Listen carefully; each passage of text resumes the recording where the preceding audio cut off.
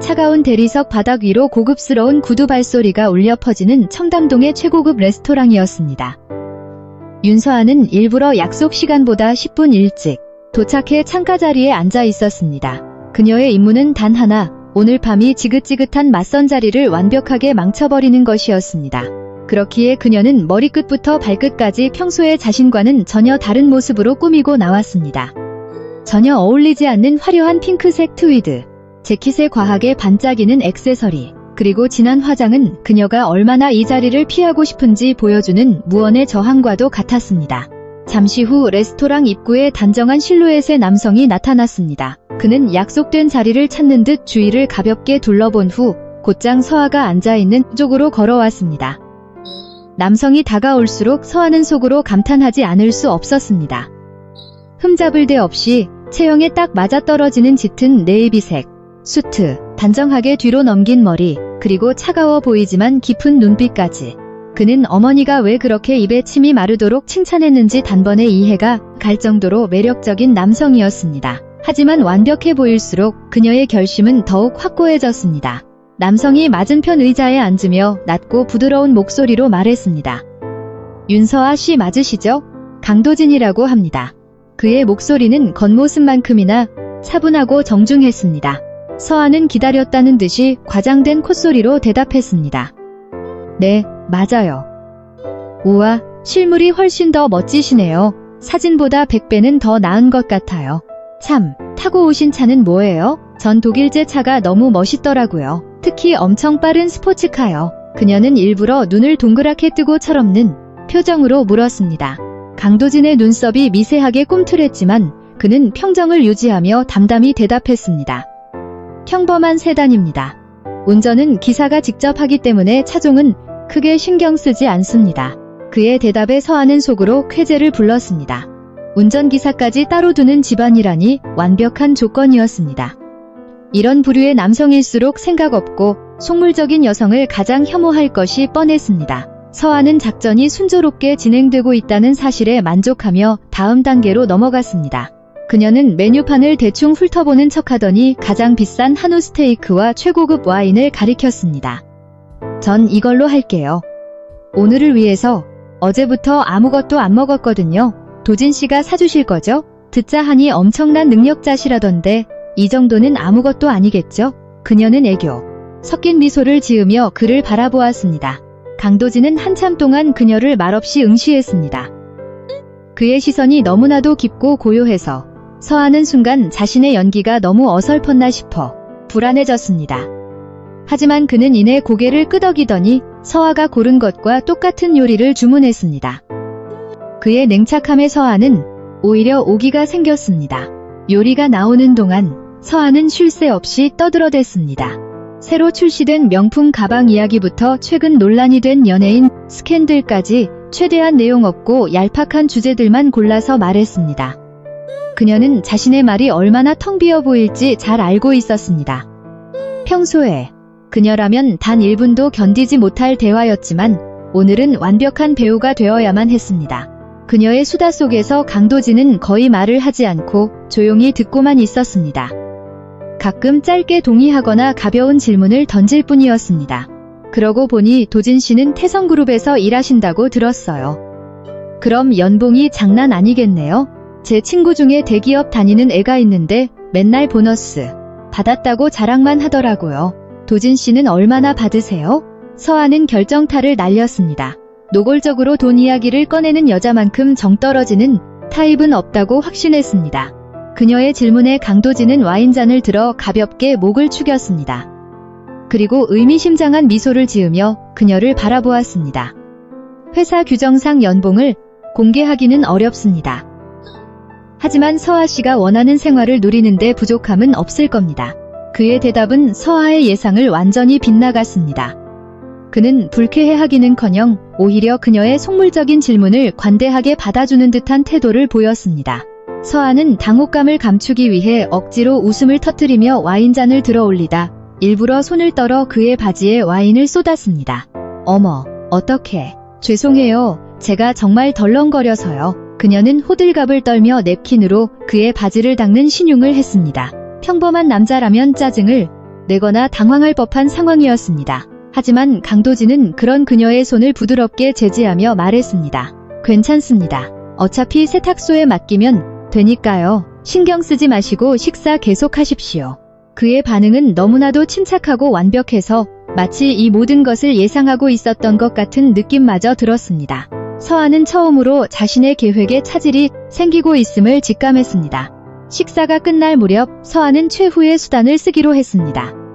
그녀는 갑자기 슬픈 표정을 지으며 입을 열었습니다.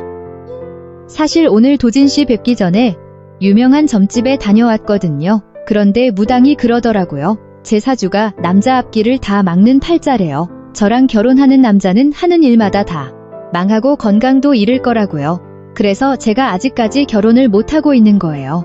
그녀는 금방이라도 울음을 터뜨릴 듯 눈가를 붉히며 말했습니다. 미신을 맹신하는 어리석은 여자로 보이는 것이 그녀의 마지막 히든카드였습니다.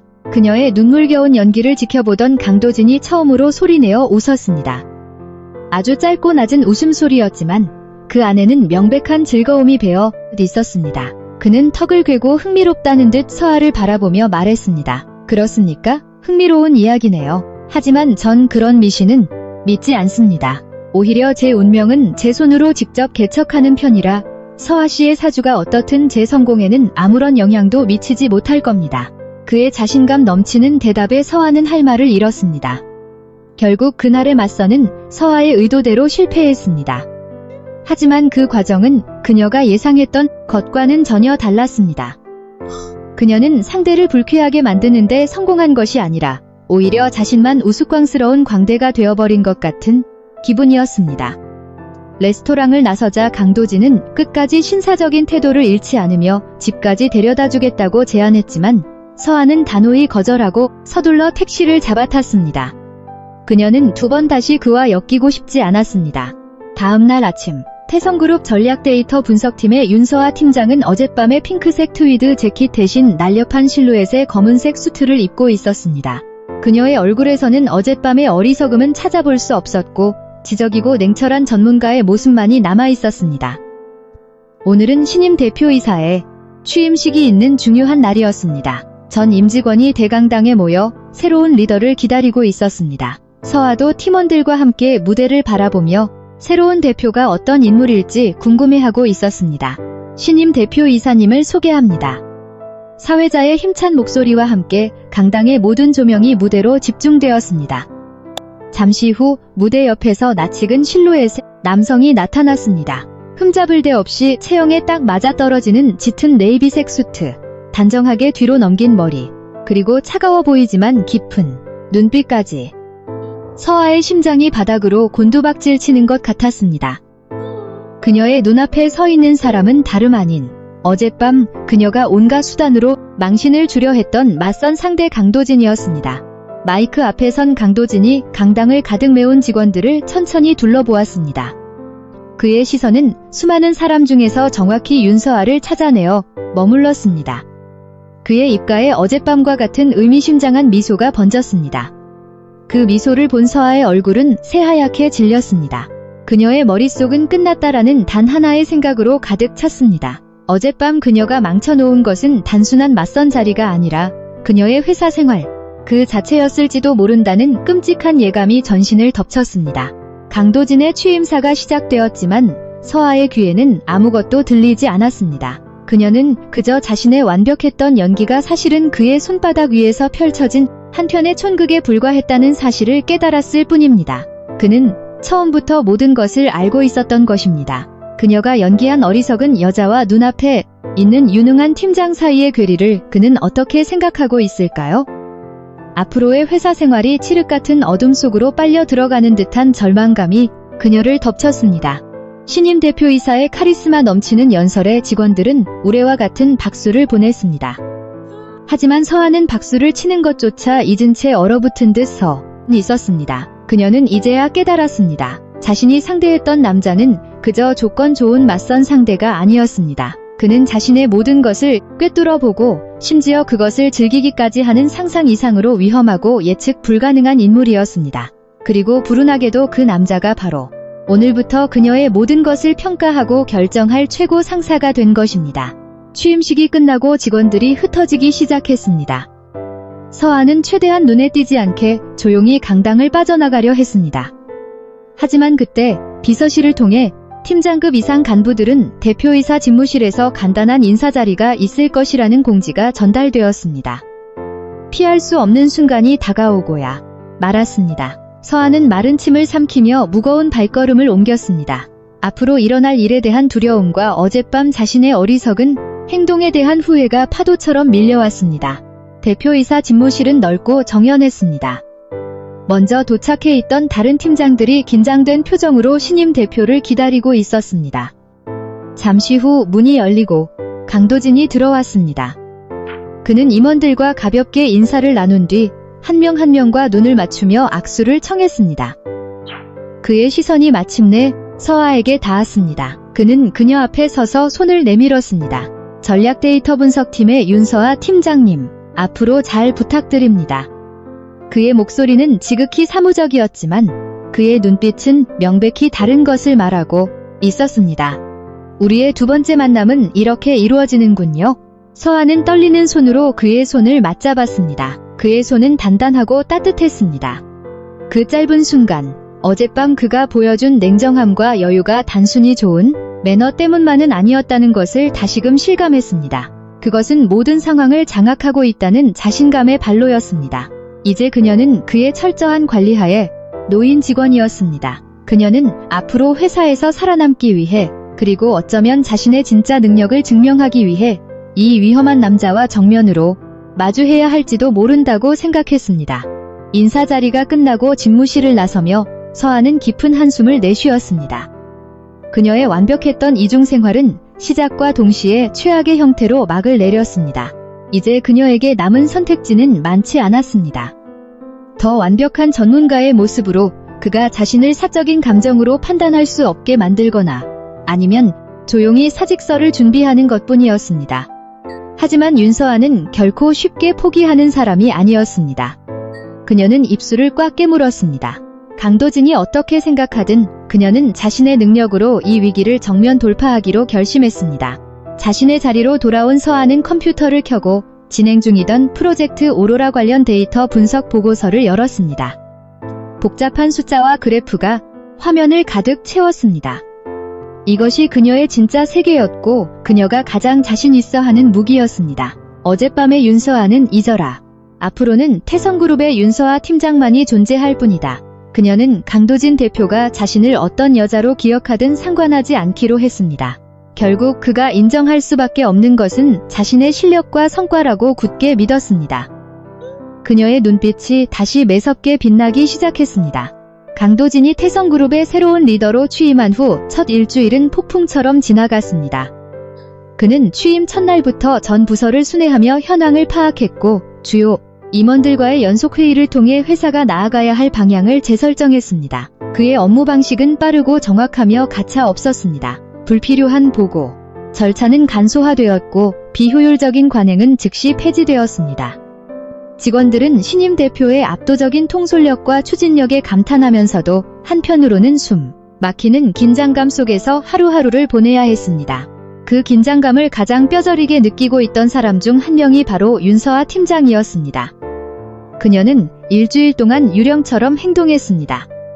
복도에서는 벽에 붙어 걸었고 엘리베이터에서는 가장 구석 자리를 차지했으며 구내식당에서는 늘 등을 돌리고 앉았습니다. 그녀의 유일한 목표는 어떻게든 강도진의 시야에 띄지 않는 것이었습니다. 하지만 거대한 태성그룹 사옥 내에서 대표이사와 마주치지 않는 것은 거의 불가능에 가까운 일이었습니다. 첫 번째 위기는 월요일 아침 출근길 엘리베이터 안에서 찾아왔습니다. 분비는 엘리베이터 구석에서 숨을 죽이고 있던 서아의 등 뒤로 귀에 익은 낮은 목소리가 들려왔습니다. 윤서아 팀장님. 그녀는 심장이 멎는 듯한 기분으로 천천히 뒤를 돌아보았습니다. 강도진이 바로 뒤에 서 있었습니다. 그는 다른 직원들의 인사를 받으면서도 자연스럽게 그녀에게 말을 건넸습니다. 주말은 잘 보내셨습니까? 지극히 평범하고 의례적인 질문이었지만 서아에게는 신문처럼 들렸습니다. 네, 대표님, 잘 보냈습니다. 그녀는 최대한 감정을 배제한 사무적인 목소리로 대답하며 고개를 숙였습니다. 그 이상의 대화는 이어지지 않았지만 엘리베이터가 올라가는 그 짧은 시간 동안 서하는 등 뒤에서 느껴지는 그의 시선을 오롯이 견뎌야만 했습니다. 그의 시선은 그녀가 어젯밤 맞선 자리에서 어떤 모습이었는지를 정확히 기억하고 있다는 무언의 압박과도 같았습니다. 문이 열림과 동시에 그녀는 거의 도망치듯 엘리베이터를 내렸습니다. 며칠 뒤에는 복도에서 그와 정면으로 마주쳤습니다. 긴급회의에 참석하기 위해 빠른 걸음으로 이동하던 서하는 모퉁이를 돌다 비서와 함께 걸어오던 강도진과 부딪힐 뻔했습니다. 그녀가 놀라 멈춰서자 그도 걸음을 멈췄습니다. 조심하십시오. 팀장님은 꽤 바쁘신 모양이군요. 그는 아무렇지 않은 듯 말했지만 그의 눈은 흥미로움으로 반짝이고 있었습니다. 마치 그 덜렁대는 모습이 연기만은 아니었던 모양이군이라고 말하는 것 같았습니다. 서하는 죄송합니다, 대표님. 하고 짧게 답한 뒤 서둘러 그의 곁을 지나쳤습니다.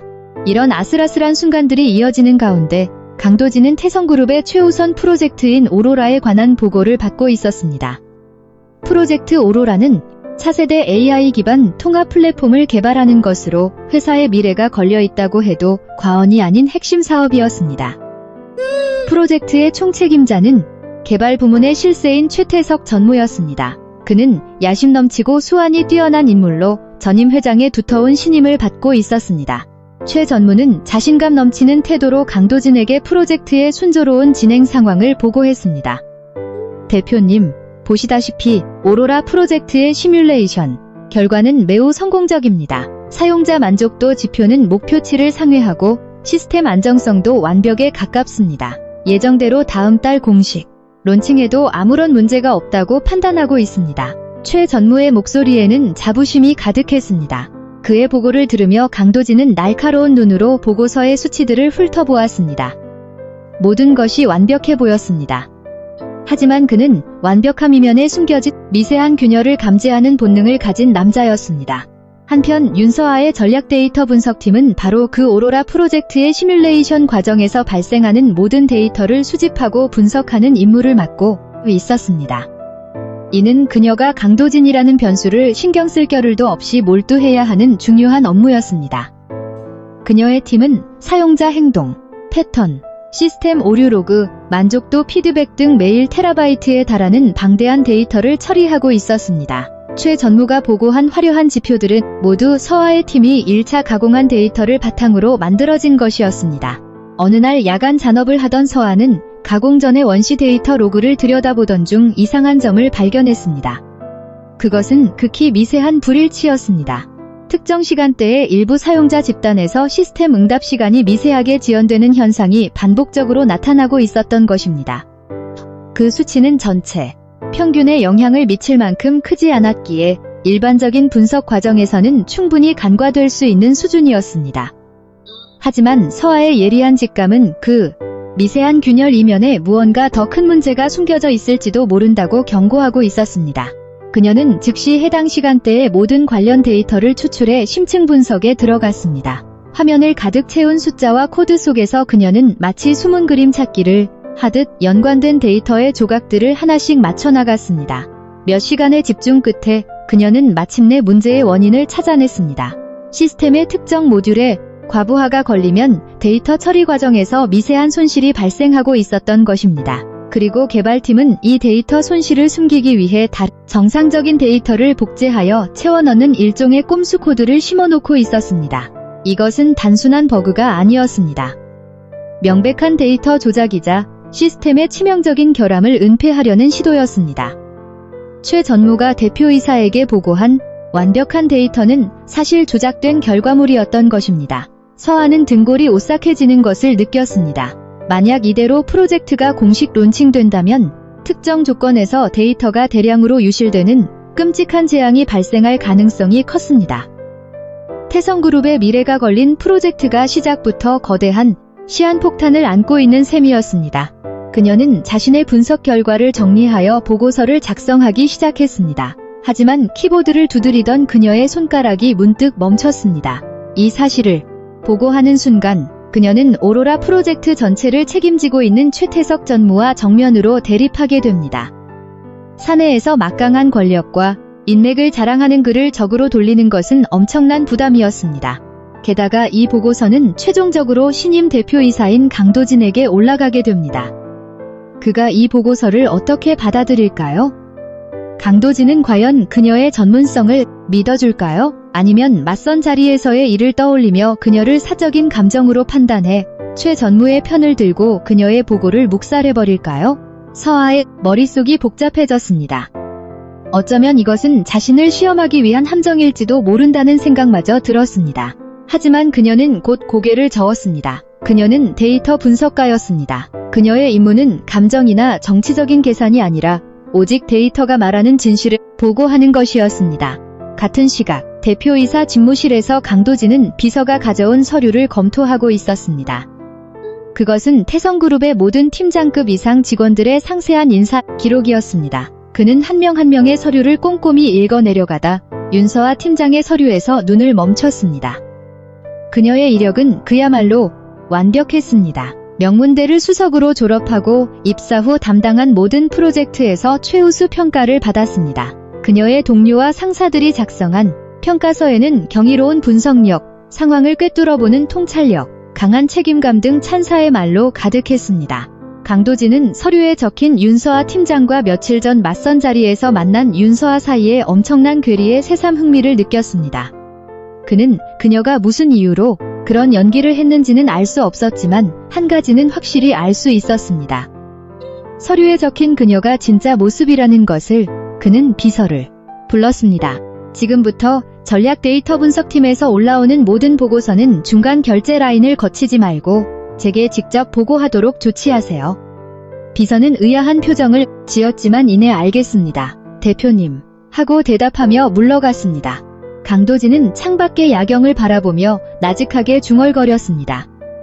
윤서아 팀장, 당신의 진짜 실력을 한번 보여주시죠. 다음 날 아침, 서아는 밤새 작성한 보고서를 손에 들고 출근했습니다. 그녀의 눈은 피로로 붉게 충혈되어 있었지만 그 안에는 흔들림 없는 결의가 깃들어 있었습니다. 그녀는 더 이상 강도진과의 악연에 얽매여 자신의 직무를 소홀히 하지 않겠다고 다짐했습니다. 그녀는 보고서를 정식 결제 라인에 올렸습니다. 주사위는 던져졌습니다. 그녀는 자신의 분석이 어떤 파장을 불러올지, 그리고 자신의 운명이 어떻게 될지 조용히 기다릴 뿐이었습니다. 그녀는 아직 알지 못했습니다.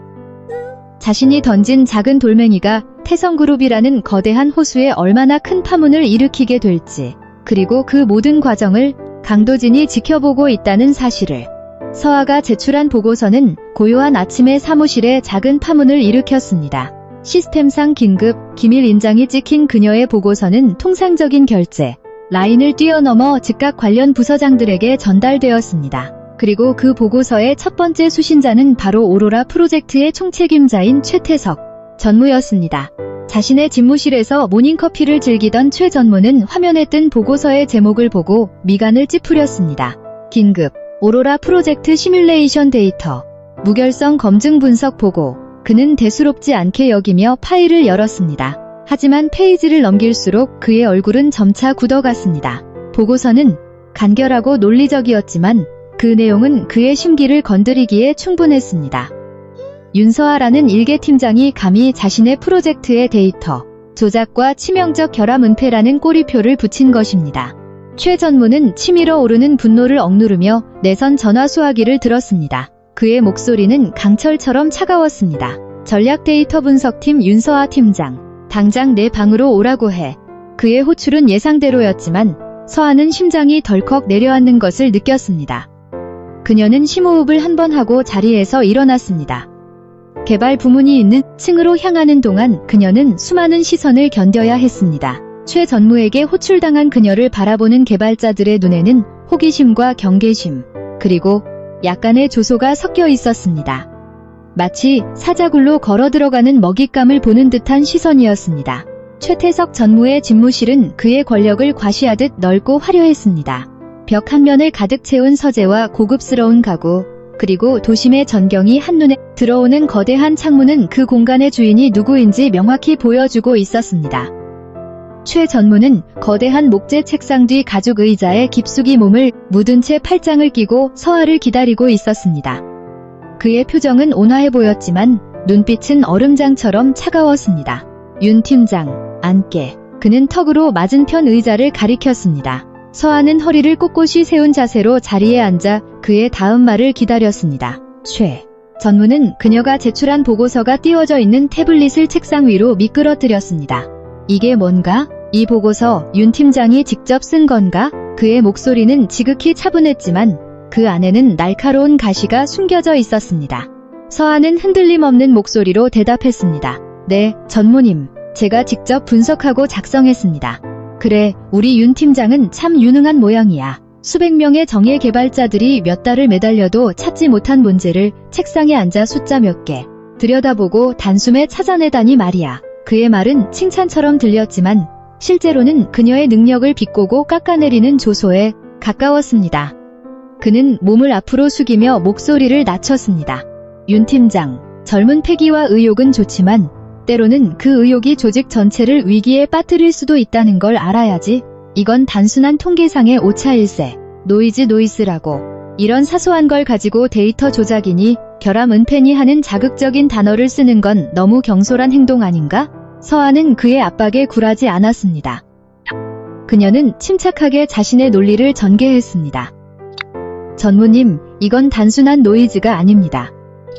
특정 조건에서 반복적으로 나타나는 명백한 패턴입니다. 제가 첨부한 로우 데이터, 로그를 확인해 보시면 특정 모듈에 과부하가 걸렸을 때 데이터가 유실되고 그 공백을 다른 데이터로 복제하여 덮어 씌우는 비정상적인 프로세스가 실행된 기록을 확인하실 수 있습니다. 이건 명백한 팩트입니다. 그녀의 목소리는 단호했습니다. 그녀의 당당한 태도에 최 전무의 표정이 일그러졌습니다. 그는 더 이상 온화한 가면을 유지하지 못했습니다. 팩트? 윤 팀장이 말하는 팩트가 고작 그 정도인가? 프로젝트의 전체 그림은 보지 못하고 지역적인 문제에만 집착하는 게 자네 같은 분석가들의 한계지. 이 프로젝트가 얼마나 중요한지 알고나 있나? 자네의 그 근거 없는 보고서 하나 때문에 프로젝트 전체 일정이 어그러지고 수백억 원의 손실이 발생할 수도 있어. 그 책임, 자네가 질 건가? 그는 이제 노골적으로 그녀를 협박하기 시작했습니다. 그때 최 전무집무실의 문이 살짝 열리며 강도진 대표의 모습이 나타났습니다. 그는 최 전무와 예산 관련 회의 일정이 있었습니다. 비서가 잠시 자리를 비운 사이 그는 직접 집무실로 향했고 문 앞에서 두 사람의 대화를 우연히 듣게 되었습니다. 그는 안으로 들어가지 않고 문틈으로 조용히 내부 상황을 지켜보았습니다. 그의 표정은 무표정했지만 눈빛은 그 어느 때보다 날카롭게 빛나고 있었습니다. 안에서 서하의 목소리가 다시 울려 퍼졌습니다. 제가 져야 할 책임은 데이터가 말하는 진실을 정확하게 보고하는 것입니다. 전무님, 만약 이 문제를 덮고 넘어간다면 나중에 발생할 더 큰 재앙에 대한 책임은 누가 지게 될까요? 제 분석이 틀렸다면 모든 책임을 지고 회사를 그만두겠습니다. 하지만 만약 제 분석이 맞다면 지금 당장이라도 바로잡아야 합니다. 그녀의 말에는 한치의 물러섬도 없는 결기가 있었습니다. 그것은 자신의 전문성과 직업 윤리에 대한 확고한 신념에서 우러나오는 용기였습니다. 문 밖에서 그 모든 것을 지켜보던 강도진은 속으로 감탄했습니다. 그는 맞선 자리에서의 어설픈 연기 이면에 숨겨진 그녀의 진짜 모습을 보고 있었습니다. 권력 앞에서 비굴해지지 않고 자신의 신념을 지키기 위해 당당히 맞서는 전문가의 모습. 그는 최 전무의 오만함과 서하의 강직함을 동시에 목격하며 상황의 본질을 꿰뚫어 보았습니다. 그의 의구심은 확신으로 바뀌어 가고 있었습니다. 최태석 전무에게는 무언가 숨기고 있는 것이 틀림없었습니다. 최 전무는 서하의 말에 마침내 폭발했습니다. 그는 의자에서 벌떡 일어나 책상을 주먹으로 내리쳤습니다. 지금 나한테 설교하는 건가? 윤 팀장. 자네 너무 오만하군. 좋아. 그렇게 자신 있다면 증명해보게. 하지만 내 허락 없이 프로젝트의 그 어떤 데이터에도 접근하는 건 절대 용납 못해. 이 보고서는 반려하겠어. 당장 가져가서 문제없음으로 수정해서 다시 올려. 이건 경고가 아니야. 명령이야. 따르지 않겠다면 인사위원회를 각오해야 할 거다. 실내의 공기가 얼어붙었습니다. 서하는 말없이 자리에서 일어나 반려된 태블릿을 집어들었습니다. 그녀는 최 전무에게 가볍게 목례를 한 뒤 돌아서서 당을 나섰습니다. 그녀의 얼굴은 창백했지만 눈빛은 조금도 흔들리지 않았습니다. 집무실을 나선 그녀는 복도에서 강도진과 마주쳤습니다. 그는 마치 방금 도착한 것처럼 자연스럽게 서 있었습니다. 두 사람의 시선이 허공에서 짧게 교차했습니다. 그 순간 서아는 그의 눈빛에서 아주 미세한 무언가를 읽어냈습니다. 그것은 단순한 호기심이 아니라 마치 계속해 봐라라고 말하는 듯한 암묵적인 신호처럼 느껴졌습니다. 서아가 자신의 자리로 돌아간 후 강도진은 최 전무의 집무실로 들어갔습니다. 최 전무는 아직 화가 가라앉지 않았는지 거친 숨을 몰아쉬고 있었습니다. 강도진을 보자 그는 억지로 표정을 수습하며 그를 맞이했습니다. 아, 대표님 오셨습니까? 별일 아닙니다. 요즘 젊은 직원들이 의욕이 앞서다 보니 기강을 좀 잡고 있던 참입니다. 그는 아무 일도 아니라는 듯 상황을 무마하려 했습니다. 강도진은 그의 말이 안 들린 척하며 소파에 앉았습니다. 그렇습니까? 전태성그룹 직원들이 의욕이 넘치는 건 매우 긍정적인 현상이라고 봅니다만 특히 팩트에 기반한 문제 제기라면 더더욱 장려해야 할 일이죠. 그의 목소리는 평소처럼 차분했지만 그 안에는 서늘한 경고가 담겨 있었습니다. 최 전무는 순간 표정이 굳었지만 이내 교묘하게 화제를 돌렸습니다. 물론입니다, 대표님. 자, 그럼 예산안에 대해 논의를 시작해볼까요? 최 전무는 아무 일도 없었다는 듯 예산안 설명을 시작했습니다. 하지만 강도진의 마음은 이미 다른 곳에가 있었습니다. 그는 윤서아가 제기한 문제와 그것을 필사적으로 은폐하려는 최 전무의 태도를 머릿속에서 재구성하고 있었습니다. 그리고 그의 질문은 이제 단순히 예산에만 머물지 않았습니다. 프로젝트의 리스크 관리 비용이 생각보다 적게 책정되어 있군요. 전무님, 혹시 특별한 이유라도 있습니까? 시뮬레이션 단계에서 발견된 버그 수정에 투입된 인력과 시간은 정확히 어느 정도입니까? 그의 질문은 날카로운 비수가 되어 최 전무의 약점을 파고들기 시작했습니다. 같은 시각, 자신의 자리로 돌아온 윤서아는 다 식어버린 커피를 앞에 두고 깊은 고민에 빠져 있었습니다. 최 전무의 명령을 거부한 순간, 그녀는 거대한 조직과의 외로운 싸움을 시작해야만 했습니다. 하지만 그렇다고 진실을 외면하고 거짓 보고서를 올릴 수는 없었습니다. 그것은 그녀의 자존심과 신념이 허락하지 않았습니다. 복도에서 마주친 강도진의 눈빛이 다시 떠올랐습니다. 그것은 정말 자신을 향한 암묵적인 지시였을까요? 아니면 그저 착각이었을까요? 그녀는 결단을 내려야 했습니다. 그리고 그녀의 결단은 태성그룹의 운명을 뒤흔들 거대한 폭풍의 시작이 될 것이었습니다. 최태석 전무의 경고는 빈말이 아니었습니다. 윤서아가 수정 보고서를 제출하지 않고 침묵으로 저항을 이어가자 그의 보복은 즉각적이고 교활하며 조직적인 방식으로 시작되었습니다. 그는 서아를 직접 공격하는 대신 그녀의 평판과 입지를 서서히 무너뜨리는 방법을 택했습니다. 며칠 지나지 않아 사내에는 전략 데이터 분석팀에 대한 부정적인 소문이 안개처럼 피어오르기 시작했습니다. 소문의 진원지는 불분명했지만 그 내용은 모두 같은 방향을 가리키고 있었습니다. 요즘 데이터 분석팀에서 올라오는 자료, 신뢰성이 좀 떨어진다며? 윤 팀장이 의혹 과잉이라 검증도 안 된 분석 결과 가지고 무리수를 둔다는 소문이 파다해 개발 쪽 특수성도 모르면서 책상머리에 앉아 숫자만 쳐다보고 있으니 현실성 없는 주장을 하는 것도 무리는 아니지. 이런 말들이 구내식당에서, 휴게실 자판기 앞에서, 그리고 부서장들의 비공식적인 모임에서 끊임없이 재생산되어 퍼져나갔습니다. 서아는 자신과 팀원들을 향한 수군거림을 애써 무시하려 했지만 팀의 사기가 저하되는 것은 피할 수 없었습니다. 팀원들은 타 부서 직원들과의 협업 과정에서 미묘한 배척감을 느끼기 시작했고 자신들의 업무에 대한 자부심에 상처를 입었습니다.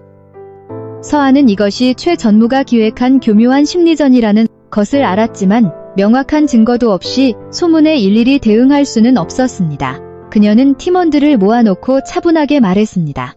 외부의 잡음에 흔들리지 마세요. 우리의 가치는 우리가 만들어내는 결과물로만 증명됩니다. 소문만으로는 부족하다고 생각했는지 최 전무는 곧바로 두 번째 공격을 개시했습니다. 그는 자신의 권한을 이용해 공식적인 업무 지시라는 명목으로 서아의 팀을 압박하기 시작했습니다. 오로라 프로젝트와 관련된 모든 데이터에 대한 접근 권한을 개발팀 직속의 데이터 관리 부서로 이관해 버렸고 서아의 팀에는 프로젝트와는 전혀 무관한 악의적이라고밖에 볼 수 없는 과제들을 연달아 할당했습니다. 첫 번째 과제는 10년 전에 폐기된 구형 고객 관리 CRM 시스템의 데이터베이스를 분석하여 유의미한 인사이트를 도출하라는 것이었습니다. 그것은 이미 쓰이지 않는 구식 기술로 만들어진 아무도 거들떠보지 않는 데이터의 무덤이었습니다. 두 번째 과제는 일주일 안에 향후 5년간의 글로벌 반도체 시장 동향을 예측하는 경제 보고서를 작성하라는 것이었습니다. 이는 전문 리서치 기관에서도 수개월은 좋게 걸릴 방대한 작업이었습니다. 최 전무의 의도는 명백했습니다. 그녀를 무의미한 업무의 늪에 빠뜨려 오로라 프로젝트에서 완전히 손을 떼게 만들고 불가능한 데드라인을 통해 그녀의 무능함을 공식적으로 증명하려는 속셈이었습니다. 이러한 부당한 업무 지시에 팀원들은 분개했습니다. 함장님, 이건 너무합니다. 함장님, 명백한 보복성 인사 조치예요. 우리가 이런 자비를 하려고 밤새워 데이터 분석을 배운 게 아니잖아요. 하지만 서아의 반응은 그들의 예상과 달랐습니다. 그녀는 화를 내거나 좌절하는 대신 오히려 그 어느 때보다 차분하고 냉철한 표정으로 팀원들을 바라보았습니다. 이 과제들이 우리 주 업무와 동떨어져 있는 건 사실입니다. 하지만 명령은 명령입니다. 피할 수 없다면 우리만의 방식으로 완벽하게 끝내버리죠. 그녀의 눈빛에는 묘한 자신감이 깃들어 있었습니다. 그녀는 팀원들을 이끌고 회의실로 들어갔습니다. 그리고 불가능해 보이는 두 가지 과제를 공략하기 위한 전략을 짜기 시작했습니다. 그녀는 먼저 폐기된 데이터베이스 분석 작업을 2명의 팀원에게 맡기며 이렇게 말했습니다. 이 데이터를 수작업으로 분석하려고 들면 몇 달이 걸려도 못 끝냅니다. 대신 이 구형 데이터 구조를 자동으로 팔싱해서 최신 분석 툴로 변환해주는 알고리즘을 개발하세요. 시간은 이틀입니다. 분석이 아니라 자동화 시스템을 구축하는 것이 여러분의 임무입니다. 그리고 나머지 팀원들에게는 경제 보고서 과제를 설명했습니다. 모든 데이터를 다 수집해서 보고서를 쓸 시간은 절대적으로 부족합니다. 우리는 시각을 바꿔야 합니다. 시장 전체를 예측하려 들지 말고 시장의 흐름을 결정짓는 핵심 변수, 즉 몇 가지 주요 동인 드라이버에만 집중해서 분석 모델을 만듭시다. 정보의 양이 아니라 분석의 깊이로 승부하는 겁니다. 그녀는 화이트보드에 복잡한 수식을 써 내려가며 자신만의 독자적인 예측 모델링 기법을 설명하기 시작했습니다. 그녀의 명쾌한 설명에 팀원들의 얼굴에서 불만과 불안이 사라지고 지적 호기심과 도전, 의식이 불타오르기 시작했습니다. 그 모든 상황을 강도진은 자신의 집무실에서 조용히 지켜보고 있었습니다. 그는 사내 업무 관리 시스템을 통해 최 전무가 윤서아에게 어떤 업무를 지시했는지를 실시간으로 파악하고 있었습니다. 그는 최 전무의 유치하고 치졸한 방식의 실소를 금치 못했지만 동시에 윤서아가 이 압박을 어떻게 돌파해낼지 흥미로웠습니다. 그는 굳이 개입하지 않았습니다. 이것이 그녀의 진정한 가치를 시험해볼 절호의 기회라고 생각했습니다. 며칠 후 그의 책상 위에 2개의 보고서가 놓였습니다. 모두 전략 데이터 분석팀에서 올라온 것이었습니다. 첫 번째는 구형 CRM 데이터베이스, 자동 분석 알고리즘 개발 및 혁신적 인사이트 도출 보고서였습니다. 그는 보고서를 읽으며 눈을 반짝였습니다. 서아의 팀은 단순히 데이터를 분석한 것에 그치지 않고 향후 회사의 모든 구형 데이터를 재활용할 수 있는 혁신적인 툴을 만들어낸 것입니다. 보고서의 말미에는 10년 전에 데이터 속에서 현재 최우수 고객들의 초기 구매 패턴을 찾아내어 새로운 마케팅 전략을 제안하는 내용까지 포함되어 있었습니다. 두 번째 보고서는 핵심 변수 기반 글로벌 반도체 시장 단기 예측 모델이었습니다. 방대한 데이터를 나열하는 대신 소수의 핵심적인 기술적, 지정학적 변수가 시장에 미치는 영향을 놀라울 정도로 정교하게 분석해 놓았습니다. 보고서는 결론부에서 특정 핵심 부품의 공급망에 심각한 위기가 찾아올 가능성을 예측하고 그에 대한 회사의 선제적 대응 전략을 촉구하고 있었습니다. 그 깊이와 통찰력은 어지간한 전문 컨설팅 업체의 보고서를 능가하는 수준이었습니다. 강도진은 보고서를 덮고 의자 등받이에 몸을 기댔습니다. 윤서아는 그의 기대를 훨씬 뛰어넘는 결과물을 만들어냈습니다.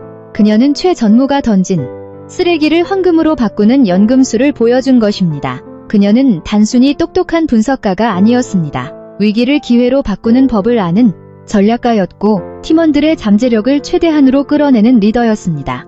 그는 자신도 모르게 흡족한 미소를 지었습니다. 그녀가 맞선 자리에서 보여주었던 어설픈 연기가 이제는 까마득한 옛날 일처럼 느껴졌습니다.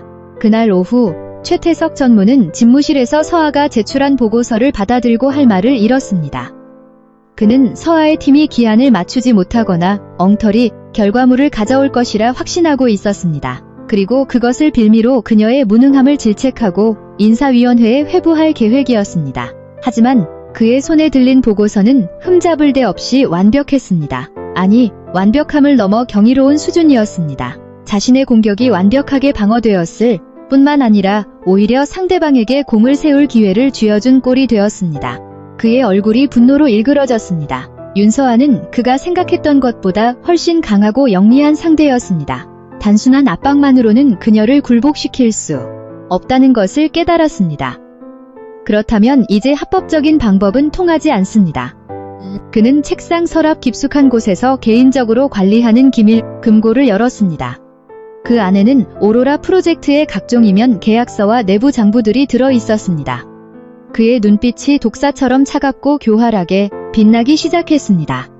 그녀가 스스로 무덤을 파고 들어오도록 더 확실하고 치명적인 함정을 팔 때였습니다. 같은 시각 윤서아는 팀원들과 함께 조촐한 피자 파티를 열고 있었습니다. 불가능해 보였던 과제를 성공적으로 마친 팀원들의 얼굴에는 자신감과 성취감이 가득했습니다. 팀장님 덕분입니다. 정말 많은 걸 배웠습니다. 한 젊은 팀원이 진심 어린 존경을 표했습니다. 서아는 희미한 미소로 화답했습니다. 아니요, 여러분 모두의 덕분입니다.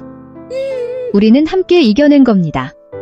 그녀는 이 작은 승리가 앞으로 닥쳐올 더 큰 폭풍의 전조에 불과할지도 모른다고 예감하고 있었습니다. 하지만 적어도 지금 이 순간만큼은 그녀는 자신의 팀원들과 함께 싸울 수 있다는 사실에 감사했습니다. 그리고 그 힘이야말로 그녀가 앞으로 나아가기 위한 유일한 원동력이었습니다. 최태석 전무가 던진 불가능한 과제들을 훌륭하게 해결했지만 윤서아는 찰나의 승리감에 도취될 수 없었습니다. 그녀는 이것이 끝이 아니라는 것을 누구보다 잘 알고 있었습니다. 오히려 자신의 능력을 증명한 것이 최 전무를 더욱 자극했고 이제 그는 예측 가능한 수단을 쓰지 않을 것입니다. 수세에 몰려 방어만 해서는 결코 이길 수 없습니다. 공식적인 라인이 모두 막혀버린 지금 그녀가 선택할 수 있는 길은 단 하나뿐이었습니다. 어둠 속으로 들어가 그들만의 방식으로 싸우는 것, 그녀에게는 조력자가 필요했습니다. 자신의 팀원들은 이미 최 전무의 감시망 안에 들어와 있었기에 그들을 위험에 빠뜨릴 수는 없었습니다. 다른 부서, 소속이면서도 뛰어난 능력을 갖추고 무엇보다 절대적으로 신뢰할 수 있는 아군. 서아의 머릿속에 한 사람의 얼굴이 떠올랐습니다. 정보보안팀의 이진우 대리. 그는 몇 년 전 전사적 보안 시스템 업그레이드 프로젝트에서 서아와 함께 일했던 젊은 엔지니어였습니다. 당시 모두가 불가능하다고 했던 데이터 마이그레이션 문제를 그가 밤을 새워가며 해결했고 서아는 그의 공로를 정당하게 평가받을 수 있도록 적극적으로 도왔습니다. 이진우는 비범한 두뇌를 가졌지만 사내 정치에는 전혀 관심이 없고 오직 기술로만 승부하는 타입이었습니다. 게다가 불의를 참지 못하는 정의로운 성격이기도 했습니다. 서아는 그라면 자신의 계획을 이해하고 도와줄 것이라 믿었습니다. 문제는 어떻게 그에게 은밀하게 접근하느냐였습니다. 며칠을 고민한 끝에 그녀는 주말 오후 회사에서 멀리 떨어진 낡은 공립도서관의 컴퓨터 서적 코너에서 그에게 메시지를 보냈습니다. 예전 프로젝트 관련해서 자문을 좀 구하고 싶은데 시간 괜찮아요? 약속 장소는 도서관 근처의 허름한 국밥집이었습니다. 일부러 CCTV가 없고 사람들의 시선이 닿기 힘든 구석자리를 골랐습니다. 잠시 후 후드티에 청바지 차림의 이진우가 어리둥절한 표정으로 들어왔습니다. 평소 존경하는 선배이자 상사인 윤 팀장이 왜 이런 곳으로 자신을 불렀는지 전혀 이해하지 못하겠다는 얼굴이었습니다. 서아는 따뜻한 국밥을 앞에 두고 조심스럽게 입을 열었습니다.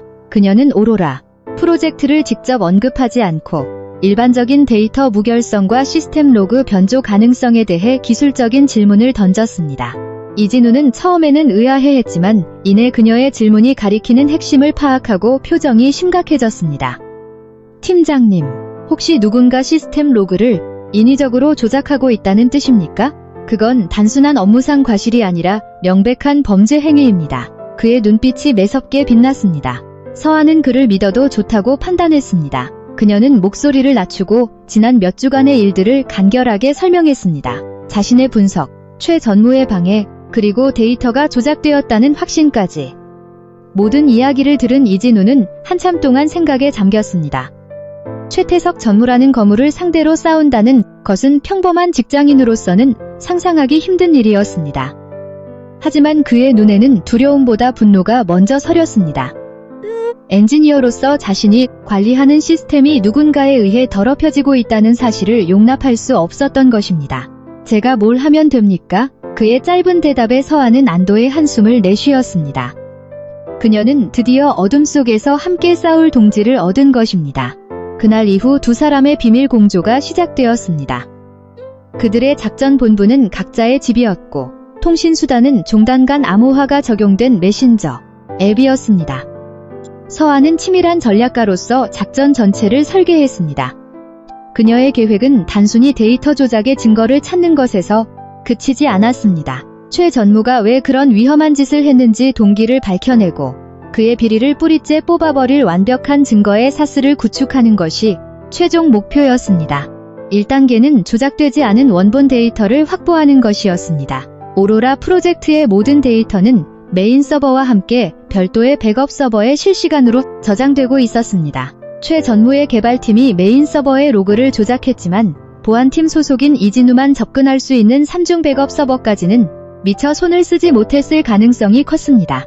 이진우는 모두가 퇴근한 심야, 자택에서 원격으로 회사의 보안망에 접속했습니다. 그는 자신의 흔적을 지우기 위해 여러 개의 가상 프록시 서버를 우회하는 복잡한 경로를 설정했습니다. 이진우의 손가락이 키보드 위에서 춤을 추는 동안 서한은 메신저로 실시간 상황 보고를 받으며 다음 단계를 지시했습니다. 그의 화면에 시스템 관리자의 접근 경고 알림이 깜빡였을 때 서하의 심장은 얼어붙는 듯 했습니다. 하지만 이진우는 침착하게 미리 준비해둔 dummy 프로세스를 실행시켜 관리자의 주의를 다른 곳으로 돌리는 데 성공했습니다.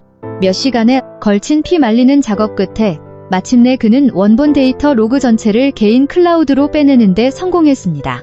두 사람은 확보한 원본 데이터를 교차 분석하며 밤을 새웠습니다. 결과는 서하의 예상대로였습니다. 원본 데이터에는 시스템의 오류와 데이터 유실, 기록이 고스란히 남아 있었습니다. 최 전무가 보고한 완벽한 성공은 모두 거짓임이 명백해졌습니다. 하지만 서한은 여기서 멈추지 않았습니다. 단순히 결함을 숨기기 위해서만 이런 위험한 짓을 할 리가 없다. 분명 돈 문제가 얽혀 있을 것이다. 그녀의 직감이 그렇게 말하고 있었습니다. 2단계는 최 전무의 자금 흐름을 추적하는 것이었습니다. 서한은 이진우에게 오로라 프로젝트와 관련된 모든 예산 집행 내역과 계약서, 세금 계산서 등 재무 데이터에 접근해줄 것을 요청했습니다. 이는 서버 로그에 접근하는 것보다 훨씬 더 위험한 일이었습니다. 하지만 이진우는 망설이지 않았습니다. 그는 회계 시스템의 취약점을 파고들어 필요한 자료들을 조용히 빼냈습니다. 자료는 수만 장에 달하는 엑셀 파일과 PDF, 문서들이었습니다. 이제부터는 서하의 시간이었습니다. 그녀는 자택거실을 거대한 작전 통제실로 만들었습니다. 벽에는 프로젝트 연표와 조직도, 그리고 의심스러운 자금 흐름을 나타낸 마인드맵이 빼곡히 붙어 있었습니다. 그녀는 마치 거대한 퍼즐을 맞추듯 프로젝트 예산 집행 내역과 실제 개발 진척도를 하나하나 대조해 나갔습니다. 며칠간의 집요한 분석 끝에 그녀는 마침내 기묘한 점을 발견했습니다. 프로젝트의 핵심 모듈 개발을 담당한 한 외부 협력업체에 비정상적으로 많은 개발비가 지급되고 있었던 것입니다. 미래소프트라는 이름의 그 회사는 설립된 지 얼마 안 된 소규모 업체였지만 태성그룹의 최고급 보안 프로젝트에 이례적으로 참여하고 있었습니다. 서한은 그 회사의 법인 등기부 등본을 열람했습니다. 그리고 대표이사의 이름을 확인하는 순간 그녀는 전신에 소름이 돋는 것을 느꼈습니다. 대표이사는 최태석 전무의 처남이었습니다. 퍼즐의 마지막 조각이 맞춰졌습니다. 최 전무는 친인척이 운영하는 페이퍼 컴퍼니에 일감을 몰아주고 개발비를 부풀려 막대한 비자금을 조성하고 있었던 것입니다. 시스템의 결함을 은폐하려 했던 이유는 프로젝트가 중단되거나 감사를 받게 되면 자신의 모든 비리가 백일하에 드러날 것을 두려워했기 때문입니다. 데이터 조작은 그의 거대한 부패를 가리기 위한 작은 눈속임에 불과했습니다. 서아와 진우는 메신저 화면 너머로 서로를 마주보며 할 말을 잃었습니다. 화면과 그들이 파헤친 진실은 단순한 사내 비리를 넘어 회사 전체를 뒤흔들 수로 있는 거대한 범죄였습니다. 이제 그들의 손에는 최태석 전무의 목을 겨눌 수 있는 날카로운 칼이 쥐어졌습니다. 하지만 동시에 그들은 깨달았습니다. 이 칼을 휘두르는 순간 자신들 또한 엄청난 위험에 노출된다는 것을. 최 전무는 자신의 왕국을 지키기 위해서라면 무슨 짓이든 할 인간이었습니다. 그들의 은밀한 작전은 이미 돌이킬 수 없는 강을 건너버렸습니다. 윤서아가 어둠 속에서 자신만의 싸움을 시작했을 때 태성그룹의 가장 높은 곳에서도 은밀한 움직임이 시작되고 있었습니다. 강도진 대표는 최 전무와의 회의 이후 그리고 서아가 불가능한 과제들을 훌륭하게 해결하는 것을 본 이후 더 이상 공식적인 보고 라인을 신뢰할 수 없다고 결론 내렸습니다. 최 전무는 교활한 뱀처럼 늙은 여우였고 그를 잡기 위해서는 그가 눈치채지 못할 전혀 다른 방향에서 접근해야만 했습니다. 강도진의 첫 번째 조치는 외부 회계법인을 통한 정기 경영 진단이었습니다. 그는 회사의 모든 주요 프로젝트를 대상으로 재무 건전성을 점검한다는 명분을 내세웠습니다. 누구도 이의를 제기할 수 없는 합법적이고 투명한 절차였지만 그의 진짜 타깃은 단 하나 오로라 프로젝트였습니다. 그는 자신이 가장 신뢰하는 업계에서 기업의 저승사자라 불리는 회계법인의 비밀리에 특별한 미션을 부여했습니다. 오로라 프로젝트와 관련된 모든 자금의 흐름을 1원 단위까지 추적할 것. 동시에 그는 사내 감사팀장을 집무실로 조용히 불렀습니다. 감사팀장은 선대 회장 시절부터 회사에 충성해온 인물로 사내 정치 계파에 휩쓸리지 않는 강직한 성품의 소유자였습니다. 강도진은 그에게 오로라 프로젝트의 계약 절차와 인력 운용 과정 전반에 대한 내사를 지시했습니다. 어떠한 소문도 새어나가서는 안 됩니다. 철저하게 보안을 유지하고 최 전무의 그림자가 닿지 않는 방식으로 진행하십시오. 강도진이 쳐놓은 2개의 그물은 조용하지만 치밀하게 최 전무의 숨통을 조여가고 있었습니다. 며칠 후 외부 회계법인과 내부 감사팀에서 첫 번째 중간 보고가 올라왔습니다. 보고서의 내용은 그의 예상을 뛰어넘는 충격적인 것이었습니다. 최 전무의 비자금 조성 창구로 의심되는 미래소프트는 빙산의 일각에 불과했습니다. 그는 지난 수년간 수십 개의 페이퍼 컴퍼니를 세워 연구개발비를 횡령하고 장비 구매 과정에서 리베이트를 받는 등 온갖 부정한 방법으로 막대한 부를 축적하고 있었습니다. 그의 부패의 사슬은 재무팀, 구매팀 등 사내 곳곳에 거미줄처럼 뻗어 있었습니다. 보고서를 읽는 강도진의 표정은 싸늘하게 굳어졌습니다. 이것은 단순히 임원 한 명의 비리를 넘어 회사의 근간을 갉아먹는 거대한 암적 존재였습니다. 그는 최 전무를 단순히 해고하는 선에서 끝낼 수 없다고 판단했습니다. 뿌리째 완전히 적출해내지 않으면 태성그룹은 언제든 다시 썩어 들어갈 것입니다. 그가 깊은 상념에 빠져 있을 때 감사팀장이 조심스럽게 추가 보고를 했습니다. 대표님, 한 가지 기이한 점이 발견되었습니다. 저희가 최 전무의 자금 흐름과 오로라 서버 로그를 추적하는 과정에서 저희보다 한 발 앞서 누군가 동일한 데이터에 접근한 흔적을 발견했습니다. 침입자는 고도의 기술을 가진 전문가입니다. 거의 완벽하게 자신의 흔적을 지웠지만 저희 팀 최고의 해커가 간신히 그 미세한 발자국을 찾아냈습니다. 심각한 내부 보안 침해 사건일 수 있습니다. 팀장의 보고를 듣는 순간 강도진의 머릿속에 번개처럼 한 사람의 얼굴이 스쳐 지나갔습니다. 그는 즉시 모든 퍼즐 조각을 맞출 수 있었습니다. 데이터 조작을 가장 먼저 고발했던 사람, 최 전무의 압박에도 굴하지 않았던 사람, 그리고 불가능한 과제를 해결할 만큼 뛰어난 능력을 갖춘 사람. 그는 감사팀장에게 낮게 명령했습니다. 그 침입자에 대한 추적은 당장 중단하십시오. 보고서에서도 해당 내용을 모두 삭제하고 이거는 절대 외부에 발설해서는 안 됩니다. 제 명령입니다. 그는 윤서아가 자신의 목숨을 걸고 얼마나 위험한 싸움을 하고 있는지를 비로소 깨달았습니다. 그녀의 대담함에 대한 감탄과 함께 그녀의 안전에 대한 깊은 우려가 밀려왔습니다. 최태석은 궁지에 몰리면 무슨 짓을 할지 모르는 인간이었습니다. 그녀를 이대로 위험 속에 방치할 수는 없었습니다. 그는 그녀를 보호하는 동시에 그녀의 능력을 합법적인 무대 위로 끌어올릴 방법을 모색하기 시작했습니다. 며칠 뒤 열린 정례 임원회의에서 최 전무는 혹이라도 잡은 듯 새로운 안건을 제안했습니다. 전략 데이터 분석팀의 업무 효율성 제고를 위해 윤서아 팀장을 지방 데이터 센터의 책임자로 발령내어 현장 경험을 쌓게 하는 것이 어떨까 합니다. 그것은 명백한 좌천 인사였습니다. 핵심 부서에서 그녀를 쫓아내려는 수작이었습니다. 다른 임원들이 최 전무의 눈치를 보며 동조하려던 찰나 강도진이 부드럽고도 단호한 목소리로 입을 열었습니다. 아주 좋은 제안이십니다만 지금은 타이밍이 좋지 않군요. 마침 회사의 미래 성장 동력을 발굴하기 위한 신규 프로젝트를 제가 직접 총괄하기로 결정했습니다. 이 프로젝트의 성패는 정확한 데이터 분석에 달려 있습니다. 윤 팀장의 부서를 이 프로젝트의 전담 분석 파트로 지정하고 지금부터 제게 직접 보고하도록 조치하겠습니다.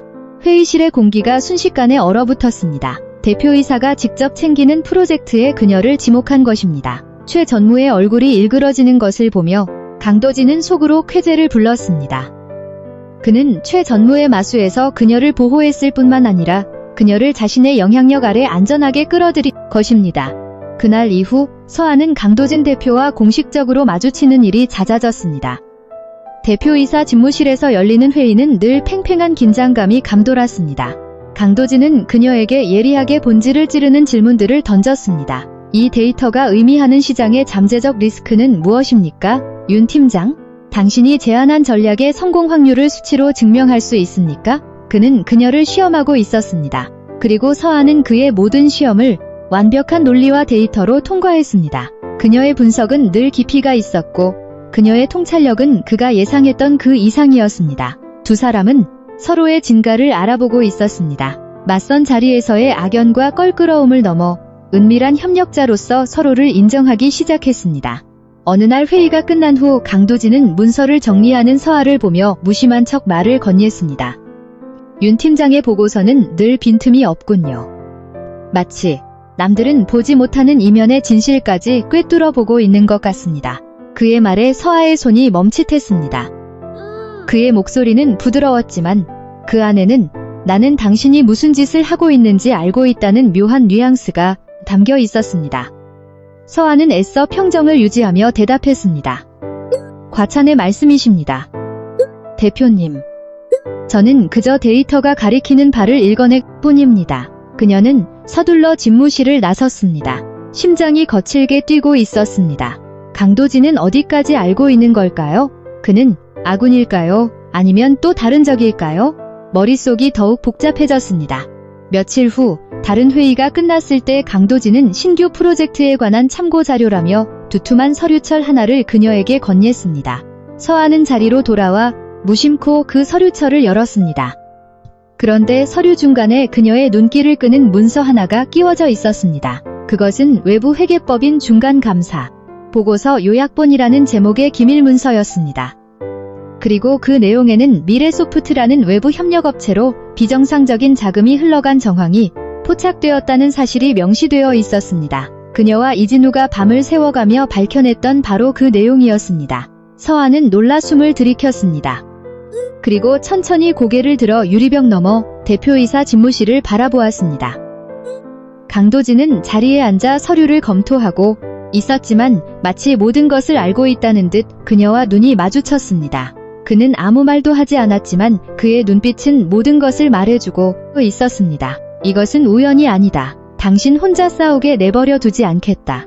서아는 마침내 깨달았습니다. 서로 다른 길로 갈라져 어둠 속을 헤매던 그들의 궤적이 마침내 하나의 교차점에서 만났다는 것을. 이제 그녀는 더 이상 혼자가 아니었습니다. 강도진이라는 든든한 방패 뒤에서 서아는 잠시 안도감을 느꼈지만 경계를 늦출 수는 없었습니다. 그녀는 강도진이 건넨 감사보고서를 통해 자신과 그의 목표가 일치함을 확인했지만 그들의 공조는 아직 수면 아래의 비밀이었습니다. 공식적으로 그녀는 여전히 최태석 전무의 감시하에 있는 일개 팀장이었고 최 전무의 압박은 나날이 교묘해지고 있었습니다. 그는 강도진이 보는 앞에서는 서아를 칭찬했지만 뒤에서는 그녀 팀의 예산을 삭감하고 핵심 인력을 빼내가려는 시도를 멈추지 않았습니다. 최태석 또한 위기감을 느끼고 있었습니다. 외부 회계법인의 감사는 생각보다 집요했고 대표이사가 직접 챙기는 신규 프로젝트는 윤서아를 자신의 통제권 밖으로 완전히 빼내버렸습니다. 그는 이 모든 변화의 중심에 윤서아라는 여자가 있다는 것을 본능적으로 직감했습니다. 그녀는 더 이상 성가신 장애물이 아니었습니다. 자신의 왕국을 무너뜨릴 수 있는 실질적인 위협이었습니다. 그는 더 이상 지체할 시간이 없다고 판단했습니다. 그녀를 사회적으로 완전히 매장해 2번 다시 재기할 수 없도록 만들어야 했습니다. 그는 수하들에게 명하여 치밀한 덫을 설계하기 시작했습니다.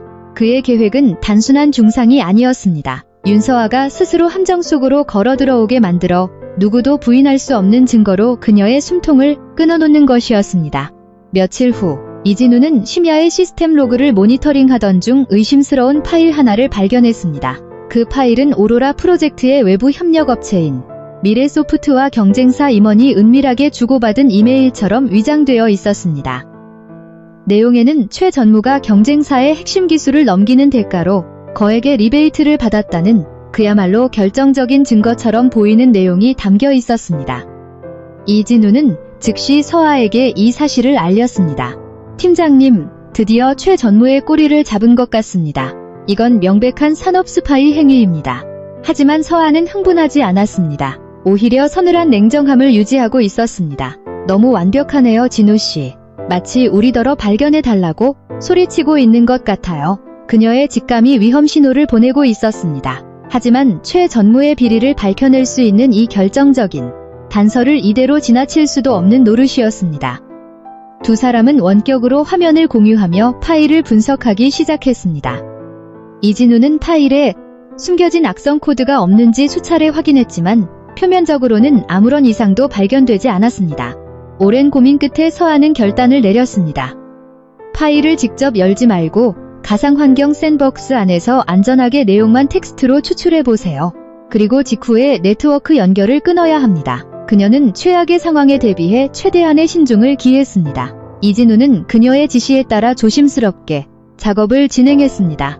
하지만 그들이 미처 예상하지 못한 것이 있었습니다. 최 전무가 심어놓은 것은 단순한 악성 코드가 아니었습니다. 그것은 특정 파일에 접근하는 사용자의 인증 정보를 탈취하여 그 사용자의 권한으로 다른 시스템에 명령을 내리는 고도로 정교한 트로이 목마였습니다.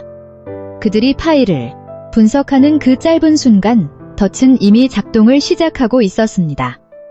그것은 윤서아의 이름으로 회사의 가장 기밀한 정보가 보관되어 있는 RD 서버에 접속해 차세대 디스플레이 기술의 설계도 원본 파일을 통째로 외부의 특정 IP 주소로 전송하라는 명령을 내렸습니다. 다음 날 아침, 태성그룹은 발칵 뒤집혔습니다.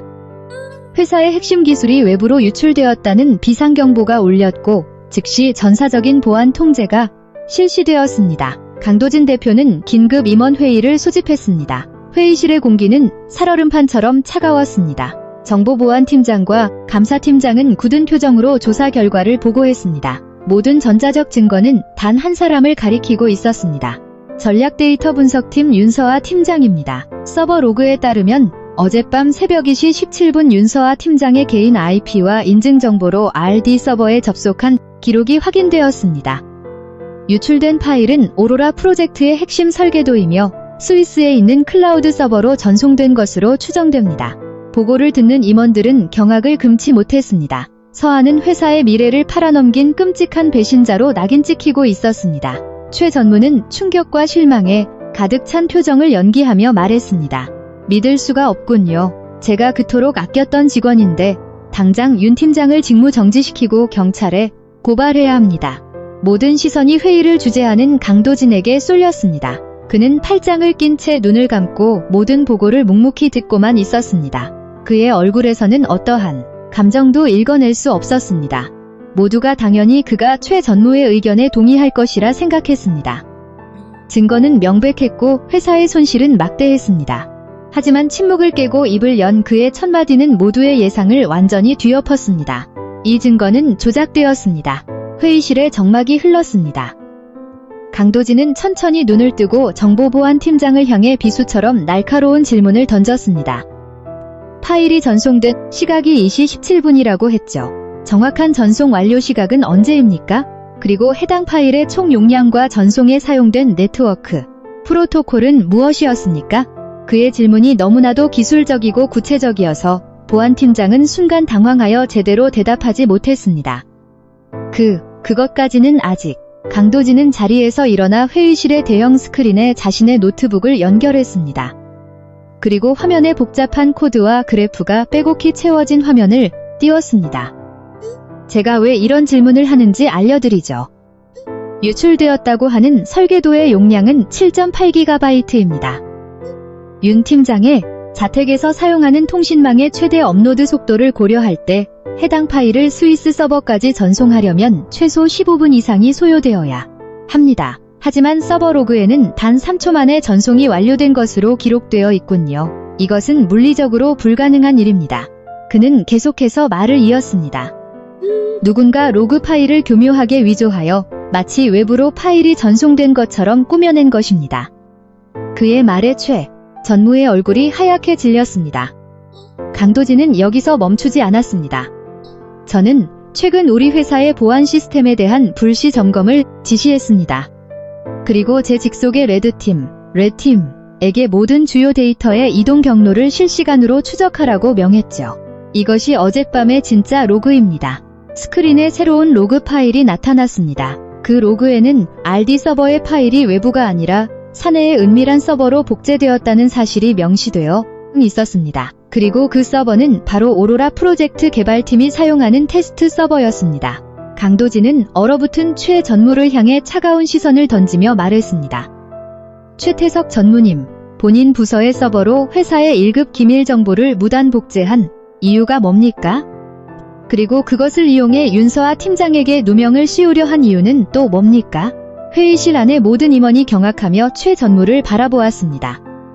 그가 판 완벽한 덫이 사실은 강도진이 파놓은 더 거대한 함정으로 들어가는 입구였던 것입니다. 강도진은 윤서아가 최 전무의 다음 표적이 될 것을 예측하고 그녀를 보호하기 위해 보이지 않는 곳에서 만반의 준비를 하고 있었던 것입니다. 그는 최 전무가 스스로 범행을 노출하도록 유도하며 그 순간을 기다렸던 것입니다. 최 전무는 아무 말도 하지 못한 채 부들부들 떨고만 있었습니다.